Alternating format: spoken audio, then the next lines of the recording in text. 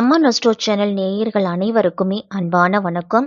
ஒரு சில காரணத்தால வீடியோ அப்படிங்கிறது அப்லோட் பண்ண முடியல. இனிமேல் நம்ம வீடியோ அப்படிங்கிறது தொடர்ந்து வந்துகிட்டு இருக்கும். இந்த வீடியோவில் அக்டோபர் மாதத்துக்கு உண்டான பலன்களை பற்றி தான் தெரிஞ்சுக்க போகிறோம். அதே மாதிரி விசுவாவசு வருடம் புரட்டாசி மாதம் 15ஆம் தேதி, அதுவும் நவமி திதி புதன்கிழமையில இந்த அக்டோபர் மாதம் அப்படிங்கறது பிறக்குது. அக்டோபர் மாதம் 1ஆம் தேதியே சரஸ்வதி பூஜையும், அக்டோபர் மாதம் 2ஆம் தேதி விஜயதசமியும் நமக்கு வருது. அக்டோபர் மாதத்துல புரட்டாசி மாதமும் ஐப்பசி மாதமும் இணைஞ்சே வரும். நமக்கு இந்த அக்டோபர் மாதத்தோட கிரக நிலைகள் எப்படி இருக்கு அப்படின்னு பார்த்தோம்னா, சூரியன் வந்து கன்னி ராசியில அக்டோபர் மாதம் 18ஆம் தேதி வரைக்கும் இருக்கிறாரு. அதன் பிறகு துலாம் ராசிக்கு போக போறாரு. செவ்வாய் வந்து துலாம் ராசியில 27ஆம் தேதி வரைக்கும் இருக்கிறாரு. அதன் பிறகு விருச்சிக ராசிக்கு போக போறாரு. புதன் வந்து துலாம் ராசியில இருக்கிறாரு. சுக்கிரன் வந்து சிம்ம ராசியில 10ஆம் தேதி வரைக்கும் இருக்கிறாரு. அதன் பிறகு கன்னி ராசிக்கு வராரு. குரு பகவான் வந்து மிதுன ராசியில 18ஆம் தேதி வரைக்கும் இருக்கிறாரு. அதன் பிறகு கடக ராசிக்கு அதிசாரமா பயிற்சி அடைய போறாரு. சனி பகவான் வந்து மீனத்துல வக்கரம் பெற்று செஞ்சரிக்கிறாரு. ராகு வந்து கும்பராசியில செஞ்சரிக்கிறாரு. கேது வந்து சிம்ம ராசியில செஞ்சரிக்கிறாரு. இப்படிப்பட்ட கிரக நிலைகளோடு தான் இந்த அக்டோபர் மாதம் அப்படிங்கிறது தொடங்குது. இந்த அக்டோபர் மாதத்துல தீபாவளியும் கந்தசஷ்டி விழான்னு சொல்லக்கூடிய சூரசம்ஹார நிகழ்ச்சியும் நமக்கு வருது. இப்படிப்பட்ட கிரக நிலைகளோடு இந்த அக்டோபர் மாதம் தொடங்குவதால கால புருஷ தத்துவத்தின்படி 12 ராசிக்காரர்களுக்கும் எப்படிப்பட்ட பலன்கள் கிடைக்க போகுது, என்னென்ன பரிகாரம் செய்துக்கலாம் அப்படிங்கறத விரிவாவே பார்ப்போம். மிதுன ராசிக்காரர்களுக்கு ஜென்ம குருவால என்ன பலன் கிடைச்சிச்சோ, இப்ப அதிசார குருவால என்ன பலன் கிடைக்க போகுது அப்படின்னு தான் தெரிஞ்சுக்க போறோம். இந்த அக்டோபர் மாதத்துல உங்க ராசியிலே இருந்துட்டு வந்த குரு பகவான் அதிசாரமா அக்டோபர் மாதம் 18ஆம் தேதி கடகராசின்னு சொல்லக்கூடிய 2ஆம் இடத்துக்கு செல்ல போறாரு. தனம்பாக்கு குடும்பஸ்தானத்துக்கு குரு பகவான் வந்து உச்சமடைய போறாரு. அப்ப என்னதான் குரு பகவான் உங்க ராசியிலேயே இருந்தாலும் ஏதாவது ஒரு பிரச்சனை, மனஸ்தாபம் அப்படிங்கிறது இருந்துகிட்டு தான் இருந்திருக்கும். இப்ப தனம்பாக்கு குடும்பஸ்தானத்துக்கு போகும் பொழுது ஓரளவு உங்களுக்கு நன்மைகள் அப்படிங்கிறது நடக்க போகுது. பண வரவு அப்படிங்கிறது இருக்கும். அதை சரியான விதத்துல நீங்க பயன்படுத்துறதுல தான் உங்களுடைய திறமையே அடங்கி இருக்க போகுது. கையில பணம் அப்படிங்கிறது இருந்துகிட்டே இருக்கும். அப்ப செலவுகளும் உங்களுக்கு வந்துகிட்டு இருக்கும். தேவையில்லாத செலவுகள் கூட வரலாம். நீங்க நல்லா இருப்பீங்க அப்படிங்கறதால மற்றவர்களுடைய பிரச்சனைகளுக்கு தீர்வு அப்படிங்கிறது நீங்க சொல்லக்கூடிய காலகட்டமா இருக்குது. 2ஆம் இடத்துல குரு உச்சம் பெற்று வருவதால வரவேண்டிய பழைய பணம் அப்படிங்கிறது திரும்ப கிடைக்கும். நீங்க வரவே வராது அப்படின்னு நினைச்சுக்கிட்டு இருந்த பணம் இந்த மாதத்துல வந்து சேரும். வேலையில பிரச்சனைகள் இருந்துச்சு அப்படின்னா அந்த பிரச்சனைகள் குறையும். மாணவர்கள்லாம் படிப்புல அரியர் வச்சிருந்தீங்க அப்படின்னா அந்த அரியர்ஸ் எல்லாத்தையுமே கிளியர் பண்ணுவீங்க இந்த குரு அதிசார பயிற்சியில. உங்க ராசிக்கு 7ஆம் இடத்துக்கு 10ஆம் இடத்துக்கும் உரியவர் குரு பகவான்.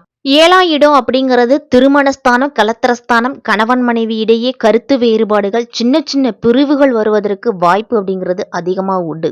திருமண விஷயங்கள் எல்லாம் பிரச்சனைகள் வரலாம். அப்ப வரன்களை தேர்ந்தெடுக்கும் பொழுது ரொம்ப ரொம்ப கவனத்தோடு இருக்கணும் மிதுன ராசிக்காரர்கள். தற்போது குரு உச்சமடைந்து 2ஆம் இடத்துக்கு வர்றதால மற்றவர்கள் உங்களை சேர்த்து வைக்கக்கூடிய காலகட்டம். கணவன் மனைவி எல்லாமே இணக்கமா போகணும். பெரிய பிரச்சனை இருக்காது அப்படின்னாலும் ஒரு புதிதா திருமணமாகி இருக்கக்கூடியவர்களுக்கு இது ஒரு நல்ல காலகட்டம் இல்லை அப்படின்னு தான் சொல்லணும். அப்ப அவங்களை புரிந்து கொள்ளக்கூடிய காலகட்டம் அப்படிங்கிறது ரொம்ப அதிகம் எடுக்கும். அப்படிங்கறதால சின்ன சின்ன விஷயத்துக்கு கூட கோபப்படுறது, இப்படி இருக்கும் பொழுது இடைவெளி அப்படிங்கிறது அதிகமாகும். அப்ப கொஞ்சம் கவனத்தோட இருக்கணும். 10 கூடையவர் 2ஆம் இடத்துல இருக்கிறார் அப்படிங்கும் போது தொழில் சார்ந்த விஷயத்துல முன்னேற்றம் அதிகமா இருக்கும். நீங்க வந்து ஓடிக்கிட்டே இருக்கக்கூடிய காலகட்டமா இருக்கும். ஓடாத கடைகள் கூட இனி நல்லா செயல்பட தொடங்க போகுது. பாதகாதிபதி உச்சம் பெற்றிருக்கிறதால சில பாதிப்புகள் ஏற்பட்டாலும் பெரிய பாதிப்பு அப்படிங்கிறது இருக்காது. எந்த விஷயமா இருந்தாலும் உணர்ச்சி வசப்படாம கோபப்படாம இருங்க. எல்லாரிடத்திலையும் முடிஞ்ச வரைக்கும் இணக்கமா போறது நல்லது. கணவன் மனைவிக்குள்ள ஒரு 40 வயது இருக்கக்கூடிய மிதுனராசிக்காரர்களுக்கெல்லாம் கணவன் மனைவிக்குள்ள சண்டைகள் அவ்வப்போது வந்தாலும் மகிழ்ச்சி அப்படிங்கிறது இருக்கும். அதிசார கதியில செல்லக்கூடிய குரு பகவான் வந்து உச்சம் பெற்று கடகராசியில சஞ்சரிக்க போறாரு. அவரு உச்சம் பெற்று சஞ்சரிக்க போறதால சுபகாரிய செலவுகள் அப்படிங்கிறது வரும். திருமணத்துக்காக முயற்சி பண்ணிட்டு இருந்தீங்க அப்படின்னா திருமண காரியம் நடக்கும். குருவோட பார்வைக்கு பலன் அதிகம் இருக்கு அப்படிங்கறதால உங்களுடைய எதிர்பார்ப்புகள் எளிதில நிறைவேறும். இந்த மாதத்துல இழப்புகளை ஈடு செய்யற அளவுக்கு புதிய வாய்ப்புகள் கிடைக்கும். ஆரோக்கியத்துல அடிக்கடி பிரச்சனைகள் இருந்துகிட்டு வந்த உங்களுக்கெல்லாம் இனி புதுசா உற்சாகத்தோட செயல்பட போறீங்க. உத்தியோகத்துல எதிர்பார்த்த மாற்றம் கிடைக்கும். உயரதிகாரிகள் உங்களுக்கு பக்கபலமா இருப்பாங்க.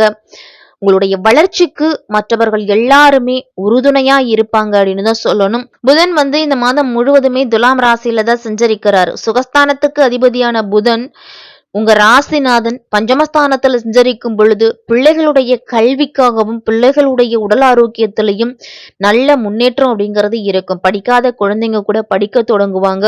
மாமன் மச்சான் வழியில ஏற்பட்டிருந்த பிரச்சனைகள் குறையும். அவர்களுடைய சுபகாரியம் நீங்க எடுத்து நடத்த வேண்டிய சூழ்நிலை கூட வரும். இடம் வாங்குறது, வீடு கட்டுறது, கட்டிய வீட்டை பழுது பார்க்கறது, இதுல எல்லாத்துலயுமே ஈடுபடுவீங்க. பூர்வீக சொத்து பிரச்சனை நல்ல முடிவுக்கு வரும்.